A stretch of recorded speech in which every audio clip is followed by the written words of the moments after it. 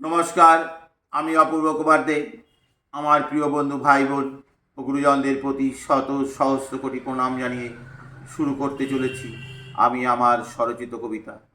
আজ যে স্বরচিত কবিতাটি আমি পাঠ করে শোনাব, কবিতাটি সরস্বতী পুজোর দিনই দেখা। কবিতাটির নাম দিয়েছি মা সরস্বতী ঘরে ফিরে। মা সরস্বতী যায় যে কত, মণ্ডপে নয় যায় ঘরে ফিরে। তাই না দেখে কষ্ট লাগে, বিদ্যা কি আজ আমরা ভুলে গিয়ে। এমন দেখা দেখিনি কখনো, দলে দলে মা সরস্বতী ঘরে ফিরে যায়।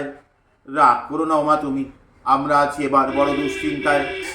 SIR আজ আমাদের চোখের ঘুম কেড়ে নিয়েছে। ওই চিন্তা মনে ভালো লাগে না, তাই তো তোমায় ভুলে গিয়েছে।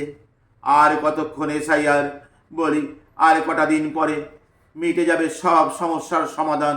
আমরা আগের মনে সবাই যারা ভাবছি মনে, ভাবনা ঠিক নয়। হারিয়ে কোথায় যাবে মা সরস্বতী, আসছে বছর আবার সেই হয়।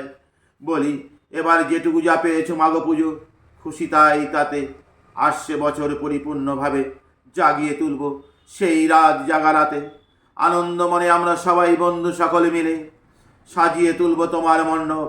হাতে গড়া রং তুলি খড়কুটো দিয়ে। বিদ্যা বুদ্ধি কম দিও না, তাই বলে মাথায় ঘরে ফিরে আর আসতে হবে না। এবারের মতো ক্ষমা আমরা চাই। জয় জয় মা সরস্বতী, দাও বিদ্যা বুদ্ধি। আমেরিকাকে হার মানাতে চাই নতুন কোনো যুক্তি।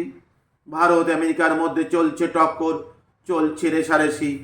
সোনার উপর দাম বেড়ে তাই আকাশ ছেড়ে চাঁদের দেশে যাচ্ছে চলে চাঁদি সোনা বেশি। আসবে ফিরে কবে যে মা বিদ্যা বুদ্ধি, চাঁদি সোনার উপহায় বড় দামি। মেয়ের বাবার মাথায় হাত বুদ্ধি দিয়ে প্রধানমন্ত্রী, যা করো তা তাড়াতাড়ি। নমস্কার।